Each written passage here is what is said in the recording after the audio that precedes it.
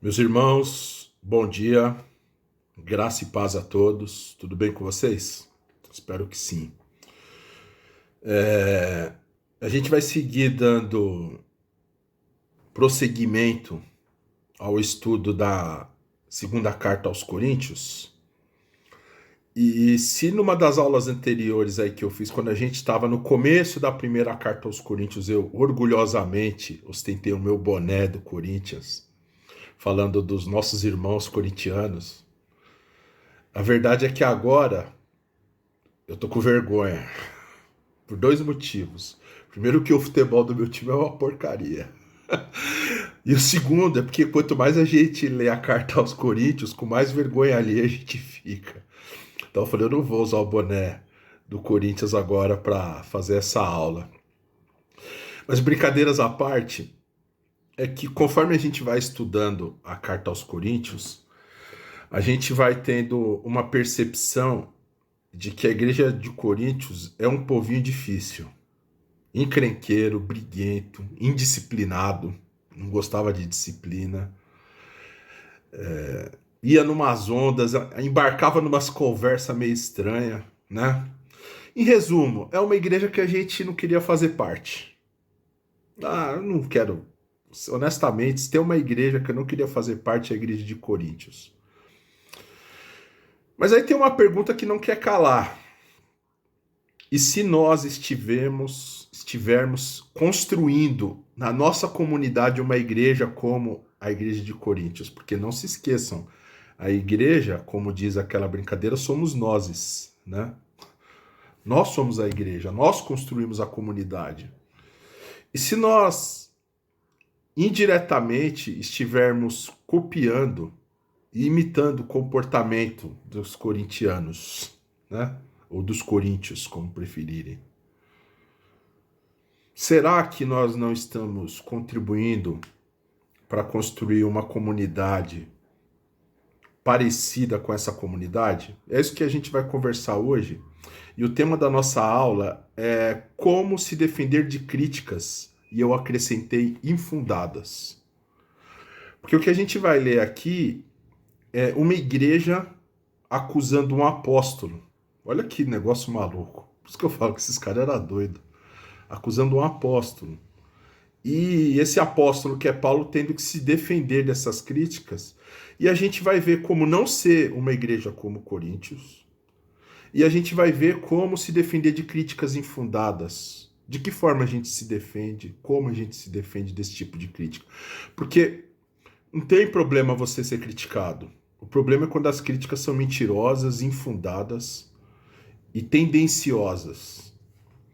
Então eu vou pedir para você me acompanhar na leitura bíblica de 2 aos Coríntios, capítulo 1. A gente vai começar no versículo 12 do capítulo 1 e vai até o versículo 11 do capítulo 2. Como sempre, eu estou lendo na versão A Mensagem do Eugene Peterson, porque eu acho que ela é muito mais contextualizada para a gente, principalmente para uma aula. Eu acho que ela cabe melhor. Agora que o pior já passou, temos a alegria de informar que saímos de tudo isso com a consciência e a fé intactas e podemos encarar o mundo. Mais importante, estar de cabeça erguida diante de vocês. Mas isso não foi resultado de manobras da nossa parte. Foi Deus que nos manteve voltados para Ele o tempo todo. Não tentem ler nas entrelinhas. Nem procurem alguma mensagem subliminar na carta. Olha só, Paulo estava sendo acusado até de mensagens subliminares. Estamos falando a verdade de modo claro e sem rodeios, na esperança de que vocês vejam o quadro todo, tão bem como já viram alguns detalhes. Queremos que vocês se orgulhem de nós, tanto como nós nos orgulhamos de vocês quando estamos juntos perante o Senhor Jesus. Olha só, mesmo com toda essa encrenca, Paulo está falando, eu tenho orgulho da comunidade que vocês construíram.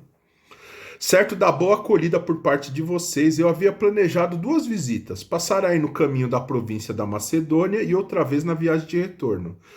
Então poderíamos fazer uma festa de despedida quando vocês me enviassem para a Judéia. Esse era o plano. Agora vocês me acusam de ser descuidado com minhas promessas. porque o plano não se cumpriu, acham que eu tenho duas palavras, um sim volúvel no momento e um não volúvel no minuto seguinte? Pois bem, vocês estão errados. Tento ser tão verdadeiro com minha palavra quanto Deus é com a dele. Nossa palavra a vocês não foi um sim descuidado, anulado por um não indiferente. Como poderia ser quando Silas, Timóteo e eu proclamamos o Filho de Deus entre vocês? Vocês tiveram de escolher entre um sim e um não. Por acaso não foi um sim claro e seguro? Seja o que for que Deus prometeu, tem a marca do sim de Jesus. Nele, isso é o que pregamos e oramos, o grande amém, o sim de Deus e também o nosso sim, inequívoco. Deus nos afirma, certificando-nos em Cristo, pondo seu sim dentro de nós. Pelo seu Espírito, ele nos marcou com sua eterna garantia, um início certo para o que ele está disposto a realizar. Pois bem, vocês estão preparados para saber a verdadeira razão que eu não os visitei em Coríntio?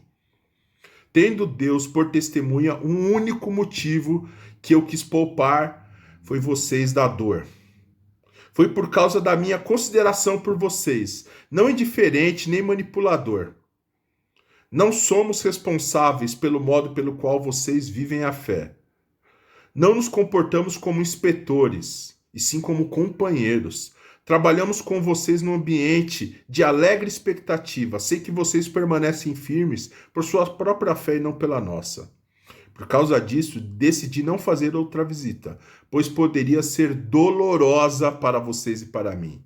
Se minha presença de algum modo fosse constrangedora para vocês, como poderiam espontaneamente me saudar e animar? Por esta razão, escrevi uma carta em vez de ir até vocês, para não perder tempo desapontando os amigos que eu esperava que me saudassem.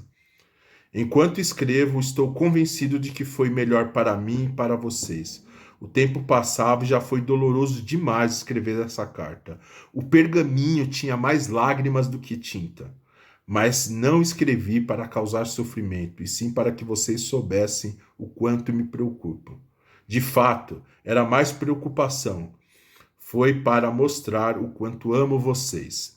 Agora, corre respeito àquele que começou tudo isso e provocou toda essa dor. Quero que saiba, na ocasião não fui o único ofendido, mas também todos vocês, com algumas exceções. Assim, não quero, estando aí, mostrar-me muito severo. O que a maioria de vocês concordarem como disciplina é suficiente. É hora de perdoar esse homem e ajudá-lo a reerguer-se. Se vocês aumentarem o sentimento de culpa dele, ele acabará se afundando nesta culpa. Meu conselho agora é derramar o amor. O propósito da minha carta não é exigir a punição do ofensor, mas levar vocês a se responsabilizarem pela saúde da igreja. Se vocês o perdoarem, eu também o perdoo. Não pense que estou levando uma lista de ressentimentos pessoais. O fato é que estou me juntando ao ato de perdão de vocês, assim como Cristo faz conosco. Afinal, não queremos inconscientemente dar a Satanás uma abertura para causar mais dano. Estamos muito bem atentos para os seus caminhos dissimulados. Amém? Vamos orar? Senhor Deus, muito obrigado pela leitura do seu texto. Muito obrigado pela palavra. Muito obrigado pelo que Paulo escreveu há 2000 anos atrás e que tudo isso que ele escreveu para aquela igreja sirva de exemplo para a nossa igreja e para a nossa construção de comunidade, Pai. É no nome de Jesus que nós oramos e agradecemos. Amém. Paulo, olha só que loucura. A gente não está falando de um missionário qualquer. Nós não estamos falando de um apóstolozinho, com todo respeito, desses aí que se auto-intitulam apóstolos, que colocam o anel de apóstolo. O pastor Levisão, ele fala que apóstolo bom é apóstolo morto. Eu concordo com ele. Os bons apóstolos já morreram todos. Então, a gente não está falando de um apóstolo qualquer, desses caras que saem fundando igreja e tal, e colocam um título para dar carteirada, sabe? Eu sou apóstolo. Não, a gente está falando de Paulo. Depois de Jesus Cristo, no Novo Testamento, sem sombra de dúvida, é a figura mais importante do Novo Testamento. Depois de Jesus Cristo, como figura humana, tá? Então a gente está falando de um homem que expandiu o evangelho, que pregou o evangelho e trouxe o evangelho para o Ocidente. Se conhecemos o evangelho hoje, muito se deve a Paulo, por ter tido a ideia e a coragem de extrapolar as barreiras do judaísmo e levar o evangelho como um missionário para lugares até então inconcebíveis. Um homem corajoso, um homem de Deus, um homem regenerado por Deus, um homem transformado por Deus. Dito tudo isso, Paulo está sendo acusado de ser um duas caras, de ser um mentiroso, de ter uma fala aqui e outra fala ali. Mais do que isso, Paulo é acusado, inclusive, de escrever uma coisa e, na verdade, estar querendo dizer outra, sabe? Mensagem subliminar, entrelinhas, indiretinhas. Paulo está falando, eu não preciso disso. E tudo isso só porque ele desmarcou uma viagem. Não é porque Paulo roubou dinheiro de uma igreja, não é porque Paulo adulterou, não é porque Paulo saiu com a mulher de alguém, não é porque Paulo se envolveu com político. Não, não era só porque ele desmarcou uma viagem. Olha só o nível dos caras, mano, como os caras estavam. E a gente vai entender o que fez eles chegarem nesse nível. O que transformou uma simples viagem cancelada numa treta desse porte, para ele ter que escrever uma carta para os caras. E o que eu acho legal é que Paulo ele não dá uma carteirada. Porque ele podia falar assim, você sabe com quem vocês estão falando? Você já ouviu? A gente já ouviu muito disso, né? E no meio cristão, infelizmente, tem muito disso. Você sabe com quem você está falando? A gente vai entender como que Paulo tratou essa acusação, como Paulo tratou essa ofensa, e como que a gente deve tratar acusações, ofensas infundadas que são feitas contra nós, e como que a gente deve tentar levar a vida como cristão e como comunidade, mas não só como comunidade, como cidadão. Fora, porque eu acho que tudo que a gente pratica dentro da igreja tem que ser levado dos muros para fora e tem que ser praticado fora. Senão a mensagem do evangelho fica restrita só ao ambiente religioso, e não é isso que a gente quer. A gente quer que a comunidade ela se expanda, ela invada a sociedade. E a gente vai perceber como que Paulo lidou com tudo isso. Porque assim, honestamente, se fosse eu tinha mandado os caras para as cucuia, falar, meu, vai passear, dá licença. Eu eu acho que eu daria uma carteirada, falar, vocês estão entendendo com quem vocês estão falando? Ainda bem que Paulo não era eu, né?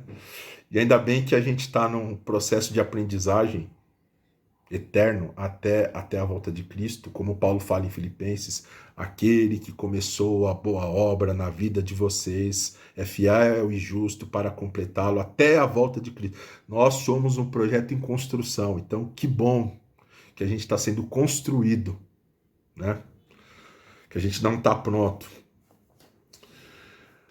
A gente aprende que Paulo era um homem com a consciência limpa.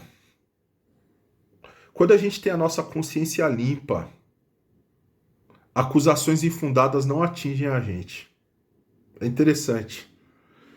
Quando a gente sabe quem a gente é, quando a gente sabe o que a gente fez, quando a gente sabe a nossa história, a gente tem a nossa consciência limpa. E a gente não precisa usar do abuso para responder falsas acusações. A gente não precisa dar carteirada. A A gente não precisa usar o que eu falei, o popular. Você sabe com quem você está falando? A gente não precisa disso, porque quando a gente é acusado de algo injustamente, a gente tem na nossa consciência uma tranquilidade, porque quem julga a nossa consciência não são os homens. Quem julga a nossa consciência é Deus. Não tem nada melhor do que ter a nossa consciência julgada por Deus quando ela está limpa, é claro. Agora a questão é, o que é estar com consciência limpa nos dias de hoje? Porque é difícil nos dias de hoje a gente falar de consciência limpa, porque tá tudo tão deturpado, tudo tão corrompido, que às vezes até a nossa consciência pode estar corrompida. Agora falando pra gente. Até a nossa consciência pode estar assim, a gente pode estar errado, pode estar em pecado e achando que está certo. E até dormir tranquilo, não, eu falo, eu tô certo. Eu fiz isso, tô correto, tenho certeza de que fiz o certo. Porque quem está julgando a nossa consciência não é Deus, são homens. E aí, amigão, são homens que julgam a tua consciência, você caiu numa das piores armadilhas, porque Satanás vai se aproveitar disso. Paulo era um homem que tinha a sua consciência guiada e julgada por Deus. E a gente tem que tomar cuidado com consciências cauterizadas pelo pecado. O pecado cauteriza a consciência assim. O pecado, ele vai tomando conta do nosso ser como um todo e inclusive da nossa consciência. Inclusive da nossa consciência. Mas graças a Deus não era o caso de Paulo. Paulo era um homem com consciência limpa e não era só um homem com consciência limpa. Paulo era um homem com uma história. Inclusive com uma história para com a igreja de Coríntios. Paulo não tinha medo de que revirassem a sua vida. Homens com consciência limpa não têm medo de que revirem a sua vida. E a pergunta que fica pra gente é o seguinte: por mais que a gente fale que tem consciência limpa, nossa vida pode ser revirada? Como assim, Fernando? Vida revirada? Por exemplo, dentro da igreja você, teoricamente, tem a aparência de um homem de Deus. Mas se forem te visitar na empresa que você trabalha, como é que vai ser? Se forem perguntar de você na sua família, na sua vizinhança, como que vai ser? O que vão descobrir de você? Se forem perguntar de você para sua esposa, para os teus filhos, para os teus amigos mais próximos, o que eles vão falar de você? Você fala, mas você acabou de falar que a consciência nossa não pode ser julgada por homens. Não, não estou falando, agora não estou falando de julgamento, estou falando de testemunho. Estou falando de uma coisa diferente de julgamento, de frutos. Paulo era um homem com consciência limpa, Paulo era um homem com testemunho e Paulo era um homem com frutos. Paulo está falando assim, eu sei quem eu sou.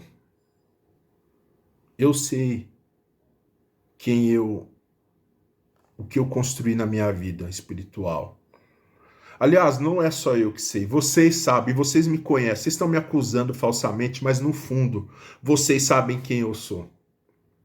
Vocês sabem o quanto que eu sofri para levar o evangelho até vocês. Vocês sabem, revirem a minha história, olha por tudo que eu passei para o evangelho chegar até vocês.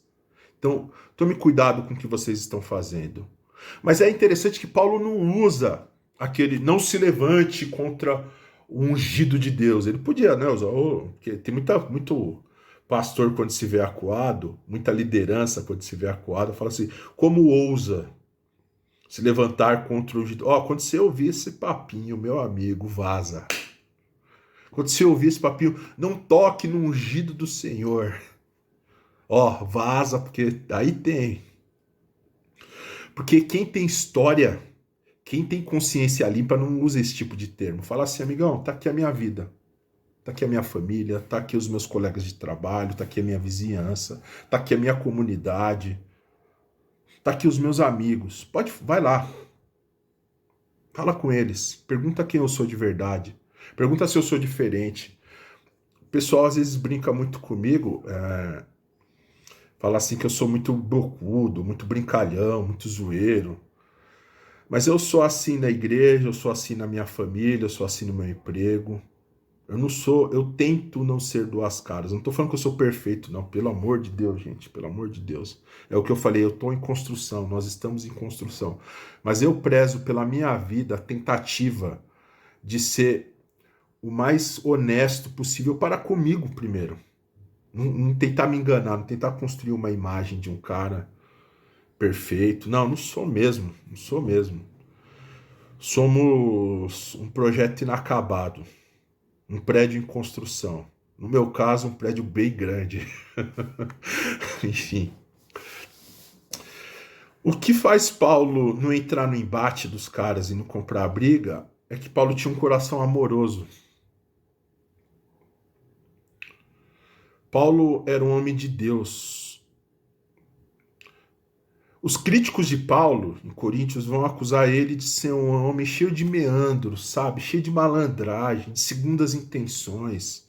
Que seu sim significava não, que o seu não significava sim. Que ele falava uma coisa, mas no fundo, ele estava querendo dizer outra. Suas palavras tinham dubiedade. Uma pessoa que tem palavra dúbia é assim, você nunca entende realmente o que ela está querendo dizer. Você nunca sabe de verdade o que essa pessoa está tentando passar. Você fala assim, mas o que esse cara quis dizer? O que esse cara está tentando afirmar? E Paulo está sendo acusado justamente disso. E aí Paulo, e detalhe, gente, por causa de uma viagem, por causa de uma visita. Aí Paulo fala assim para eles: olha, certo da boa acolhida por parte de vocês, eu havia planejado 2 visitas. Passar o caminho da província da Macedônia e outra vez na viagem de retorno. Então poderíamos fazer uma festa de despedida. Oh, Paulo amava os caras. Quando vocês me enviassem para a Judéia, esse era o plano. Paulo falou, tá falando assim, eu queria ir aí para celebrar com vocês, que eu amo vocês. Vocês estão me entendendo? Eu queria estar aí com vocês porque quando eu fundei essa igreja, foram 18 meses aí pregando o evangelho, discipulando vocês, ensinando vocês. E aí Paulo vai continuar, ele vai falar assim: vocês acham que eu tenho 2 palavras? Que eu tenho um sim volúvel no momento e um não volúvel no minuto seguinte? Vocês estão errados. Tento ser tão verdadeiro com a minha palavra. Ó, e aí, agora ele começa. Quanto Deus é com a dele. Nossa palavra com vocês não foi um sim descuidado, anulado por um não indiferente. Como poderia ser? Quando Silas, Timóteo e eu proclamamos o Filho de Deus entre vocês, vocês tiveram de escolher entre sim e não. Por um acaso não foi um sim claro e seguro? Agora ele fala assim: dá licença, eu não vou dar carteirada, mas vocês estão falando com um apóstolo de Deus, com um homem de Deus. Eu não vou dar carteirada, eu não vou falar, vocês sabem com quem vocês estão falando, mas eu vou apresentar as minhas credenciais para vocês. Eu ensinei vocês. Eu fundei essa igreja. Eu passei perrengue por vocês. Eu fiquei noite sem dormir por vocês, por amor a vocês. E como vocês têm a capacidade de me acusar de ser um homem dúbio, um homem de 2 palavras, um homem de 2 caras. Pra gente falar um negócio desse, a gente tem que ter autoridade. A gente precisa ter autoridade. E a gente só tem autoridade se a gente tem vida. A gente só tem autoridade não por imposição do título. Não. A autoridade nos é dada e nos é conquistada por aquilo que a gente vive, por pregar o evangelho e viver o evangelho pregado. A autoridade é dada para a gente quando a gente é coerente. Uma coisa que falta nos cristãos de hoje em dia é coerência. A Gandhi falava, né? O grande problema do cristianismo não é o Cristo que eles pregam, são os cristãos. E é terrível, né, quando uma coisa dessa é falada, porque é falta a gente enxerga a falta de coerência. Paulo está falando assim: vocês vão jogar fora toda uma história que a gente tem junto, porque eu cancelei uma visita com vocês, porque tem um agitadorzinho aí fazendo auê, fazendo fuzuê, tem um baderneiro aí querendo colocar a igreja contra mim. Por conta de uma visita, vocês vão jogar tudo fora. E detalhe, o cara que tava. Essa é inacreditável. Os teólogos afirmam que, muito provavelmente, Paulo vai dar a entender isso no capítulo 2, que o cara que estava agitando a galera contra Paulo, que estava se levantando contra Paulo, é o cara lá de 1 Coríntios, capítulo 5, o meninão, o garotão que pegou a madrasta, que adulterou com a madrasta, tomou a madrasta do pai. Vê se tem cabimento um negócio desse. Quem estava acusando Paulo não era um homem de Deus. Era um cara com um histórico podre. Mas a gente vai ver como Paulo vai lidar com essa questão e como é interessante a gente entender os caminhos de Deus, entender a ação divina na mudança de planos. Como é interessante como Deus vai agindo e como a gente tem que ter sabedoria, discernimento para lidar com momentos pesados como esse que todo mundo pode passar na sua vida. Porque a primeira vontade nossa é ir para o confronto. É o famoso ir para o pau. Falar, é? É briga que vocês querem, é a briga que vocês vão ter. Eu vou colocar cada um no seu devido lugar. Eu vou fazer. Eu vou esfregar na cara de vocês quem eu sou. Vocês pensam o quê? Que vocês estão falando com qualquer um? Vocês não estão falando com qualquer um, não. Aqui é o apóstolo Paulo, fundador de igreja. Não, Paulo, ele vai agir de uma forma completamente diferente que a nossa carne gostaria de agir. Vai agir de uma forma completamente diferente que a sociedade ensina a gente a agir, que o senso comum ensina. O senso comum ensina a gente da carteirada mesmo, falar, não, eu tenho moral, eu vou botar ordem na casa, eu vou resolver essa parada aí. E Paulo vai confirmar que o fato da sua não visita, na verdade, é uma ação divina na mudança dos planos. Olha só, Paulo vai falar assim: Deus nos afirma, certificando-nos em Cristo, pondo o seu sim dentro de nós pelo seu Espírito. Ele nos marcou com sua eterna garantia, o início certo para o que está disposto, para o que ele está disposto a realizar. Paulo está falando assim: tem um motivo para eu não ter ido. Tem um motivo de verdade para eu não ter ido visitar vocês. E foi Deus que colocou isso no coração da gente. Foi Deus que colocou isso no meu coração. Eu não visitei vocês, não é porque eu não quis. A minha vontade era de ir mesmo.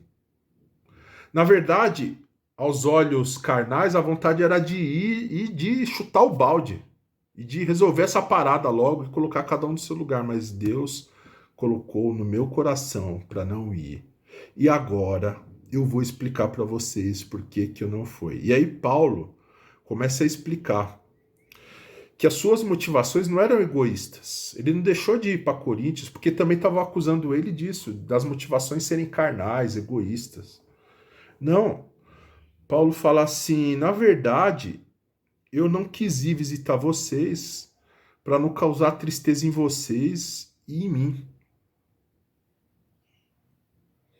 A minha visita nessa altura do campeonato, do jeito que as coisas estão aí, seria motivo de tristeza, seria motivo de briga, de contenda, e não é isso que eu quero pra gente. Eu não quero isso pra vocês como igreja. Eu não quero ter. A gente não sabe se essa era a última carta que Paulo estava escrevendo, a gente não sabe se Paulo escreveu outras cartas depois. Tem gente que fala que sim, tem gente que fala que não, tem várias linhas que dizem que Paulo. Mas o seguinte, Paulo está falando assim: se for para última imagem que eu tiver de vocês for uma imagem de tristeza, eu prefiro não ter. Aqui, ó, o que ele vai falar, ó. Pois bem, vocês estão preparados para saber a verdadeira razão por que eu não visitei vocês em Coríntio? Tendo Deus por testemunha, o único motivo foi que eu quis poupar vocês da dor. Foi por causa da minha consideração por vocês. Não fui indiferente nem manipulador. Não somos responsáveis pelo modo como vocês vivem a fé de vocês. Não nos comportamos como inspetores, e sim como companheiros, trabalhando como vocês num ambiente de alegre expectativa, seis que vocês permanecem firmes por sua própria fé e não pela nossa. Paulo está falando assim, ia dar ruim, ia dar briga, ia dar tristeza. E eu não quero ser um xerife da vida de vocês. Eu não quero xerifar, eu não quero ficar indo aí toda vez para ter que botar ordem na casa. Eu quero que vocês amadureçam, eu quero que a fé de vocês amadureça. O ambiente para Paulo naquele momento era pesado. Seria uma visita cheia de amargura e tristeza. Ó, em 1 Coríntios, para você ter uma ideia, na primeira carta aos Coríntios, no capítulo 4, no versículo 21, olha o que Paulo vai falar lá atrás, na outra carta. Ele fala assim: então, como devo me preparar para esse encontro? Como quem disciplina com severidade, que os obriga a cumprir seu dever, ou como bom amigo e conselheiro? Vocês decidam. Porque era isso o ambiente. Aí Paulo fala: eu tô cansado de toda vez que eu me encontrar com vocês, ser briga, ser contenda, ser vocês seguindo o evangelho desvirtuado.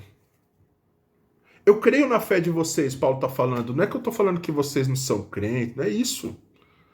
Mas vocês estão formando um ambiente na igreja, primeiro, que é um ambiente que eu não quero, tá?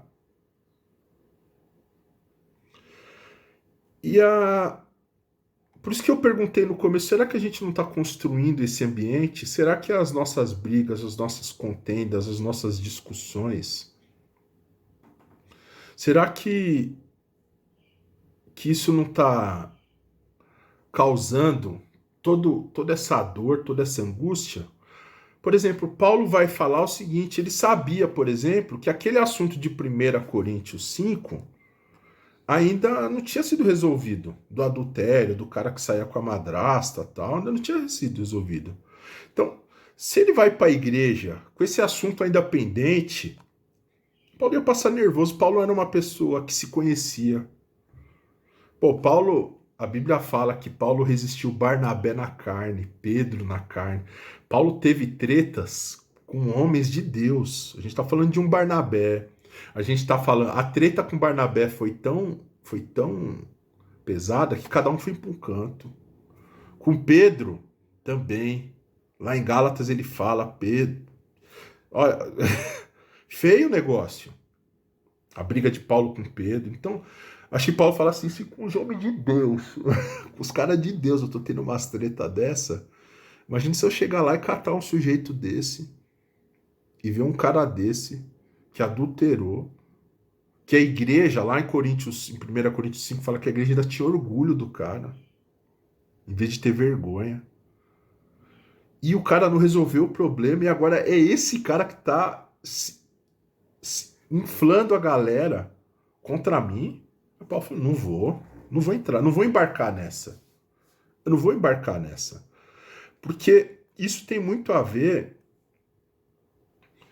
que A carta de Paulo era cheia de tristeza. Ele mesmo fala que tinha mais lágrima do que tinta no pergaminho, porque ele via que a igreja tinha problemas mal resolvidos, que a igreja não tinha resolvido alguns problemas.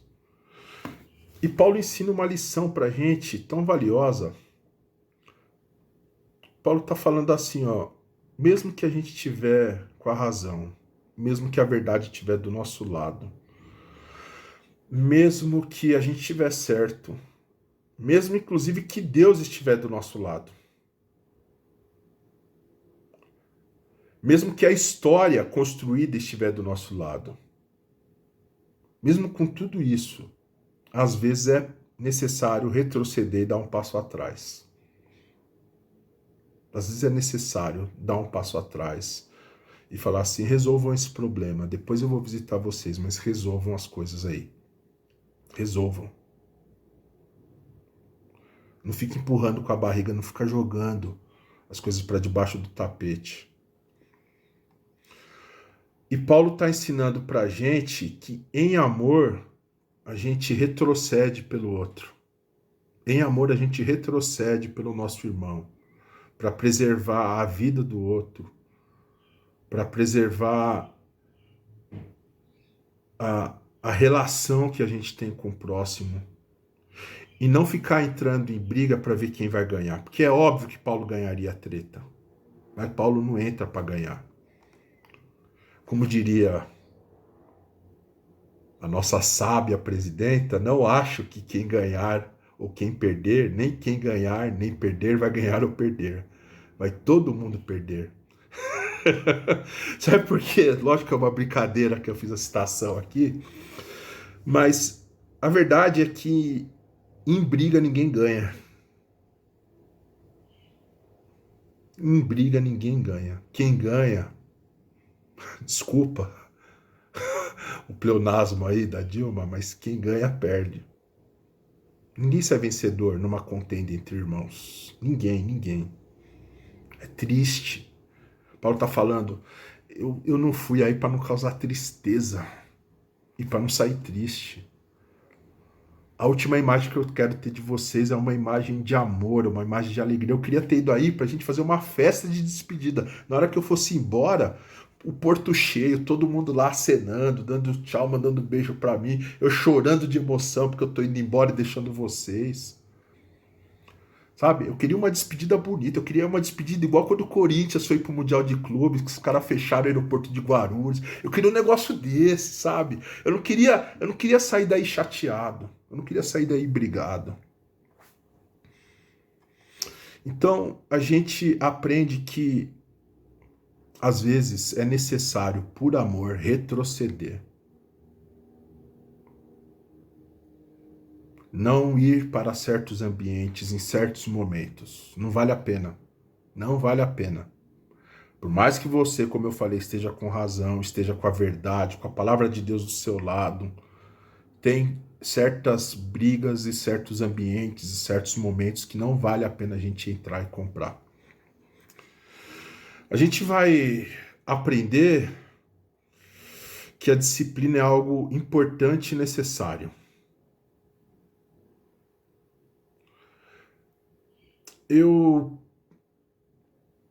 Por esses dias aí, a gente teve uma treta aí na internet com um pastor que eu gosto muito, que já foi uma bênção na minha vida algumas vezes, que é o pastor Ed Renekiewicz. Quem acompanha a questão de fórum, de internet, teve uma mensagem dele. E eu não vou entrar aqui no mérito de defender o que ele falou, porque eu não sou advogado de ninguém. E, e a questão não é essa, não é o que foi que ele falou, não é o ponto de vista dele do texto, não é isso que eu estou falando. A questão é como trataram um homem que eu considero um homem de Deus, com o histórico de um homem de Deus, que já abençoou a minha vida várias vezes, e não só a minha, abençoou a vida de muita gente. Assim, por exemplo, como alguns anos atrás o pastor Ricardo Gondim teve também, que outra pessoa que já me abençoou muito. E e teve também umas tretas aí por posições teológicas e tal. E aí, por conta de uma posição teológica, vem uma meia dúzia de infelizes e começa a tratar esses homens de Deus como hereges. São hereges, são filhos do diabo, que não sei o quê. Aí você vai ver os caras que estão acusando e apontando o dedo para eles. É cara envolvido com corrupto, com político corrupto. Tem um que quando fala, vê aqui só falta estourar, só fala gritando. Vocês sabem de que eu tô falando, meu irmão? Meu irmão, vocês sabem de que eu tô falando. A veia aqui, ó, só falta ter um derrame cerebral de tanto ódio que tem na fala, de tanta raiva. Sabe por quê? Porque é gente que não foi disciplinada. Nossa, você está falando contra um outro pastor. É, não foi disciplinado. Quando apareceu acusação com provas de lavagem de dinheiro, de participar de formação de quadrilha, não foi disciplinado e não teve humildade de reconhecer. Que foi o que aconteceu com o cara lá em 1 de Coríntios 5. Não foi disciplinado e depois causou um baita problema para a igreja. Esses caras que ficam metendo o dedo na ferida dos outros não olham para a própria ferida. Não aceitam ser disciplinado. Então, gente que não aceita ser disciplinada acaba destruindo igreja e, acima de tudo, acaba fazendo de tudo para destruir reputações e pessoas. Então, a gente tem que tomar muito cuidado com a falta de disciplina. Hoje a igreja se tornou um ambiente onde a disciplina é algo quase inexistente. O que existe é vingança de alguns caras, de algumas lideranças, de lideranças que abusam. Paulo, por exemplo, vai falar: eu não sou um líder que vai abusar de vocês, que vai me aproveitar de vocês por eu ser apóstolo. Mas o que a gente vê hoje é lideranças que abusam das pessoas, que destroem vidas, que destroem reputações com mentiras, com opiniões infundadas. E isso a gente não pode aceitar como igreja. E a gente não pode aceitar como igreja, não é só dentro da nossa igreja. A gente não pode aceitar como igreja, como corpo de Cristo. Gente que até outro dia estava envolvido com corrupção, com político corrupto, subindo em púlpito com político corrupto, que já passou por 3, 4 governos aí, e agora hoje é pauladino da moral. Amigão, vai se disciplinar. Vai aceitar uma disciplina, vai tratar dos seus pecados, vai resolver os seus problemas. A falta da disciplina gera gente querendo destruir reputações. Quando eu olho para o que aconteceu essas 2 últimas semanas aí com o pastor Ed, eu falo assim: como é que pode um negócio desse?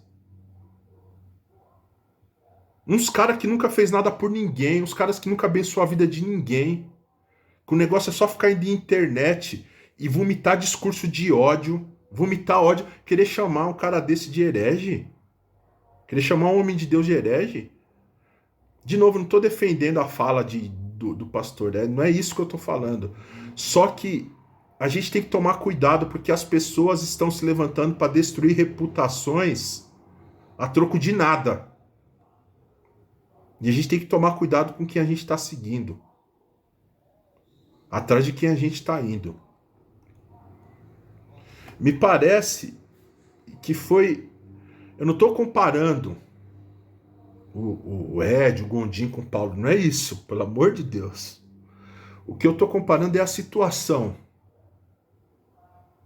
É gente que devia ter sido disciplinada, devia ter resolvido seus problemas, acusando gente séria e gente de Deus. Gente que tem história. O líder do motim contra Paulo era um adúltero, cara. Como é que pode um negócio desse? Como que uma igreja começa a dar ouvido para um cara desse? Sabe por quê? Porque deixou a disciplina de lado. Tem orgulho dos caras. Tem orgulho do pastor ter 1 bilhão de acessos, né? Nossa, porque o pastor fulano tem 1 bilhão de seguidores no YouTube. Porque o Instagram dele tem não sei quantos milhões. E daí? E daí? Se a história do cara é uma história cheia de coisa errada, cheia de coisa estranha. Uma hora tá apoiando um, outra hora tá apoiando outro, outra hora tá apoiando outro. Cada hora tá com um. Não tem nenhuma posição definida. Cada hora tá de um lado. Vai conforme a banda toca. Como que eu vou considerar um homem desse homem de Deus para apontar para o erro para um outro homem de Deus e chamar de herege? Não é que ele falou que não concorda, ele podia falar, ó, não concordo com a posição. Não. Então o que eu estou falando é, eu usei esse exemplo do Ed porque eu gosto de exemplos práticos. E para mim, nos últimos dias, foi o exemplo mais prático que eu enxerguei nesse momento. Eu acho engraçado. Esses dias eu estava vendo, e agora eu não vou nem falar de igreja, mas eu estava vendo um vídeo no YouTube, e aí estavam entrevistando um ex-deputado, nem sei se ele é mais deputado, se ele não é, e um cara que no governo Collor estava metido em corrupção, no governo PT estava metido em corrupção, no governo Michel Temer se meteu lá com os negócios estranhos, quase que indicaram a filha dele para ser ministra do Trabalho, se meteu com corrupção. Aí agora nesse governo, ele é o pauladino da moral e dos bons costumes. Aí tava lá na televisão vomitando regra para todo mundo, e falando, e apontando o dedo para todo mundo, e chamando todo mundo disso, daquilo. Eu falei, mas que negócio é esse? Que uma tranqueira dessa, que um cara desse tá querendo vomitar regra para os outros. E o pessoal compartilhando o vídeo no Facebook. Eu falei, eu nem vou comentar, porque se eu entrar, eu vou. Paulo, me dá um pouco da sua sabedoria para não entrar, porque como é que pode dar ouvido para um fulano desse?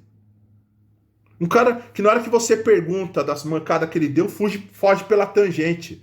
Não, cara, não, realmente eu errei, eu me arrependo, tal. Não, foge, sai pela tangente. Você faz uma pergunta, o cara te responde com outra pergunta, te enrola, te dá uma volta. Eu tô falando do deputado Roberto Jefferson, que agora é defensor da moral e dos bons costumes na política. Como é que pode? Ah, Fernando, não tem nada a ver, tem tudo a ver sim. Porque a gente tem que tomar cuidado, não é só, eu sempre falo, não é só no ambiente religioso.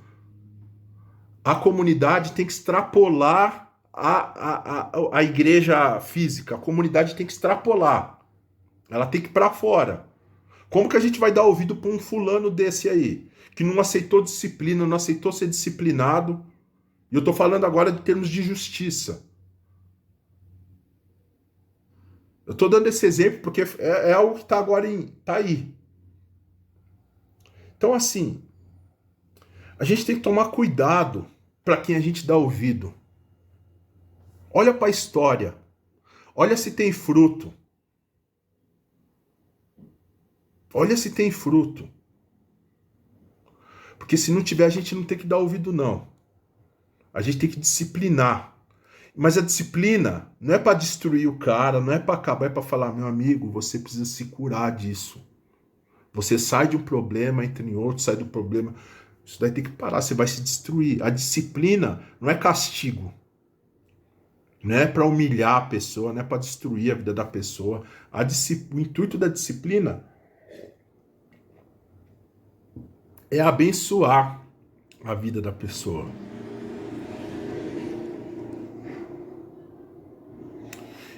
E a disciplina, ela tem a intenção de poder devolver voz a essa pessoa. Mas uma voz equilibrada. Uma voz cheia de arrependimento. Uma voz que não vai ter ódio na sua fala. Que não vai ter raiva, que não vai ter ira. E uma voz que é gerada através de um perdão restaurador. Um perdão restaurador. Eu quando vi esse negócio aí do deputado, nossa, mas eu fiquei doido. Eu fiquei doido. A vontade que dá de entrar lá na televisão, o cara pelo colar e falar, você, mano, é você que tá falando, você não pode, cara. Você ainda tá respondendo processo de corrupção, de fake news, tua filha tá indo pra cadeia, e você, cara, não pode. Mas aí Paulo vai falar assim, ó. O propósito da minha carta não é exigir punição ao ofensor, mas levar vocês a se responsabilizarem pela saúde da igreja. Se vocês o perdoarem, eu também o perdoo. Não pensem que estou levando uma lista de ressentimentos pessoais. O fato é que estou me juntando ao ato de perdão de vocês, assim como Cristo fez conosco. Paulo está agindo aqui como a gente não deve agir. Como a gente, aliás, Paulo está agindo como a gente deve agir e não age. Paulo está agindo como um pastor de almas, como um terapeuta espiritual. É lógico que eu falei aí da questão do deputado, do outro pastor. A vontade nossa é o famoso ir pro pau, mas Paulo está falando não. É disciplina e perdão. Ah, e se não quiser ser disciplinado? Bom, então a gente deixa ele de canto. Mas a gente não vai dar ouvido para um cara que não quer ser disciplinado. A gente não vai dar ouvido para uma pessoa que não aceita disciplina. E Paulo termina no capítulo 2, no versículo 11, falando sobre uma ameaça perigosíssima para a igreja. Afinal, não queremos dar inconscientemente a Satanás uma abertura para causar mais dano. Estamos muito bem atentos para os seus caminhos dissimulados. A retórica do ódio, a retórica do ressentimento, da raiva, da ira, é a retórica de Satanás. Eu sei que é difícil. E como é? Eu sou um cara que diariamente sou confrontado por essas coisas, porque o bichinho da razão sempre está dentro da gente. Eu estou com a razão. Eu sou cheio da razão. E eu vou para cima. Mas a razão às vezes enche a gente de ódio, de ira, de raiva. E é nesse campo que Satanás domina, que ele vai batalhar e vai trabalhar. É nesse ambiente, é nesse ambiente cheio de ira, de ódio, que ele vai encontrar espaço. Paulo está falando assim, nós não queremos isso. Nós não queremos isso como igreja, nós não queremos isso como comunidade e nós não queremos isso como sociedade. Então, que os pecados sejam disciplinados, que o perdão seja liberado e que o amor seja praticado. Em nome de Jesus. Amém? Um bom domingo a todos e que Deus abençoe vocês.